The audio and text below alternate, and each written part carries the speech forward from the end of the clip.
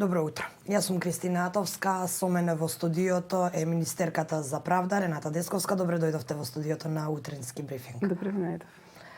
Јавна расправа во собранието за законот за јавно обвинителство, до на што можев да забележам голем број на поканети.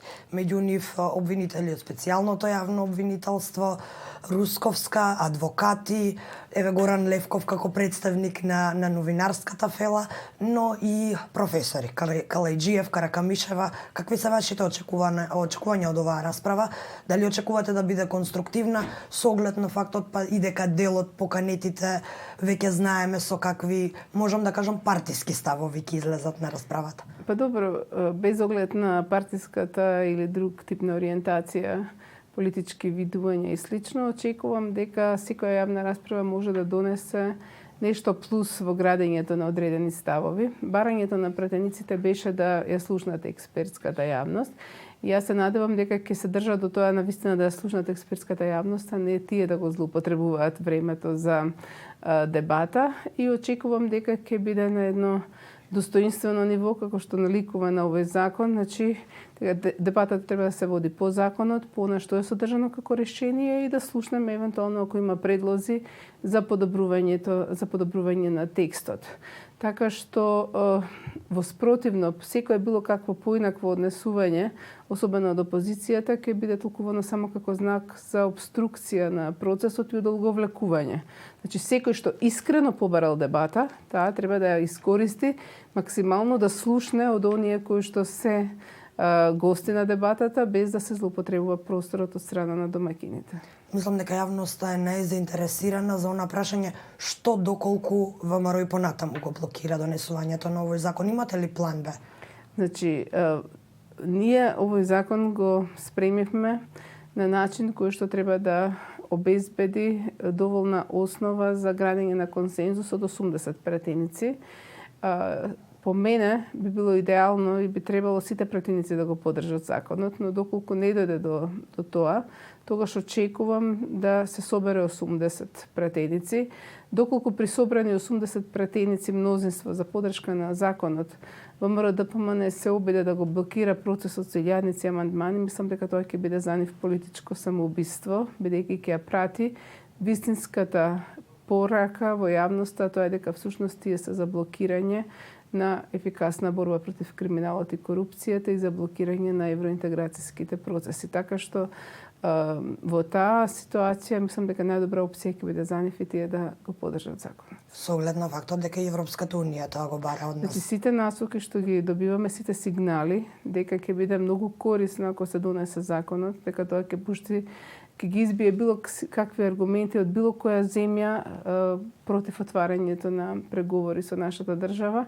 И во таква ситуација мислам дека секој што има вистински желба да ја поддржи евроинтеграцијата, треба да го поддржи законот. Се друго ќе биде заштита на личните интереси, заштита на криминал и корупција и на интереси на одредени нивни членови кои што имаат судски постапки пред судовите покренати дали на времето од специјалното јавно обвинителство или од обвинителството за организиран криминал и корупција. Од ВМРО ДПМН овие денови нафрлја многу квалификации за текстот на законот, го нарекоа дури и селективен. Што е она што нив најмногу им пречи во овој закон, што тие бараат клучно да се измени за да ја дадат поддршката за еден ваков важен закон? Јас многу внимателно ја проследив пресконференцијата на Христијан Мицковски, на нивниот лидер, во кој што тој на некој начин премногу зборуваше општо и потоа рече дека она што значи забелешки дека ќе ги аргументираат пред работната група. Наброј 9 забелешки, од кои што јасно е кога ќе се заанализираат дека всушност клучната забелешка е 9-та, она која што нив најмногу им значи, која најмногу ги боли, а тоа е бараат да се избрише терминот надлежност за гонење на кривични дела кои што произлегуваат и се поврзани од незаконските снимки. Значи, она што беше надлежност на специјалното јавно обвинителство да биде целосно закопано, што е нешто што не може да биде прифатено, така што од тој аспект мислам дека всушност нивниот главен интерес е константен. Од јануари минатата година до денеска тоа е затварање на случаите од специјалното јавно обвинителство. Се друго беа забелешки кои што се повеќе или помалку забелешки за кои што сме разговарале и од прилика знаеме каде им е тежиштето. За тие забелешки тие никогаш не рекоа дека тоа им се клучни забелешки или тоа им е тежиште, но црвената линија секогаш им беа бегството од правдата е нивната црвена линија. За жал да. Така што тоа не ми дава многу оптимизам во однос на тоа дека тие ќе се приклучат на мнозинството за носење на законот, заради тоа што целокупниот изминат период ја праќаат истата порака дека сакаат да ги затворат предметите на специјалното јавно обвинителство. Во текот на вчерашниот ден ни гостуваше и подпредседателот на Собранието, господинот Рамчиловиќ. Не даде конкретен одговор дали ќе го гласаат законот, меѓутоа дефинитивно сметаат дека е потребен овој закон за враќање на државата на прав пат, во на правна смисла и во на борба за правда за која многу зборувавме. Меѓутоа, еве според моето чувство е дека независната пратеничка група има желба да гласа за овој закон. Как вие имате ли официјални информации за ова? Ние во петокот поканивме на разговор пратеници од сите пратенички групи во Собранието. И на тие разговори поентата беше секој да си ги каже своите ставови и очекувања од законот. За жал ВМРО-ДПМН не избега од средбата со небулозно барање да присуствува на таа средба партиска јавниот обвинител Јовевски. И додека и дури не ги удостоја ни своите колеги да слушнат што тие имаат да презентираат, она што ме радува и што ми дава чувство на оптимизам во постапката за носење на закон е дека буквално сите пратеници од другите пратенички групи има единствен став и изразија подготвеност да влезат во процесот на носење на законот. Така што мислам дека е созреано чувството во парламентот за значењето на овој закон, но и за улогата на секој пратеник поединечно што може да ја одигра во носењето на овој закон и приближувањето на нашата земја кон Европската унија. Во медиумите се појавија информации дека ВМРО-ДПМН верши притисок токму врз овие 8 пратеници. До вас стигнале ли овие информации? Јас ги прочитав исто од медиумите и не би ме изненадило таквото однесување, бидејќи ние во минатото често пати гледавме насилничко однесување од страна на поединци од ВМРО-ДПМН. Се надевам дека ако има такво однесување, дека државните органи ќе бидат на ниво на својата задача и ќе покренат постапки против оние кои што вршат притисоци, бидејќи тоа е кривично дело, вие никому не му се заканувате или да му вршите притисок и секако ќе ги заштитат оние врз кои што се врши притисок. Очекувате да се донесе законот пред распуштање на Собранието, бидејќи не останува уште многу време. Ако не се лажам, уште 15 на дена се во прашање. Ако има добра волја, можеме да стигнеме да го донесеме законот и јас мислам дека стремиме кон тоа да го донесеме пред распуштање на Собранието. Значи, сите се свесни за тајмингот, сите се свесни за потребата, сите се свесни за обврските што ги имаме, а веќе се свесни за сопствената улога во обезбедувањето на евроинтеграцијските процеси. Мислам дека тоа ќе помогне во голема мера во градењето на консензусот, но и во истерувањето на постапката пред распуштањето на Собранието.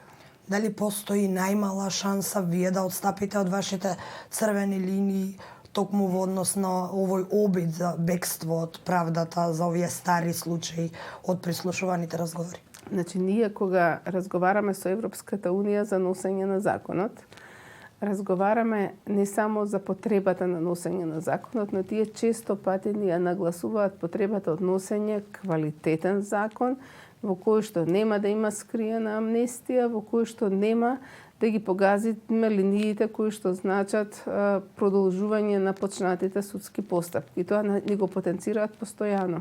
Така што не зависи ниту од мене, ниту од Заев, ниту од било кој и никој од нас нема право да донесе закон само заради закон, бидејќи тогаш штетата ќе биде многу поголема за државата. Тогаш сигналот кој што ќе го пратиме ќе биде еве сите си се договорија, секој за бошотот само да се донесе закон. Значи такво нешто не е прифатливо за стандардите на Европската Европската унија и тој закон ќе биде негативно оценет, а со тоа не сме ја постигнале целта, така што таков луксус немаме можност ниту да намалуваме црвени линии, ниту да прифаќаме, значи мора да се држиме до оние насоки кои што ни се дадени од Европската унија.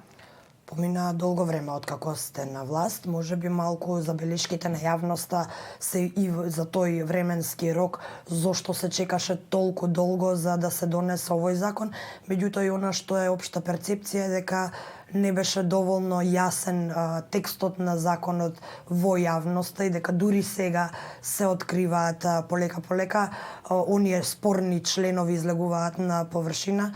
Какво е вашето мислење за овие ставови кои излегуваат? Се обидувавме повеќе од една година да го донесеме законот. Јас кога дојдов во министерството веќе имаше работна група која што работеше на текст на законот. Заокруживме една верзија која што беше испратена на консултации со политичките партии. Дојдовме во ситуација да добиеме одговор од страна на ВМРО-ДПМН дека тие не сакаат ни се да се спомне од специјално јавно обвинителство во законот и дека не доаѓа во предвид компромис на закон во кој што ќе постојат две обвинителства. Значи сега дека што се спомнуваше специјално јавно обвинителство го бришеа.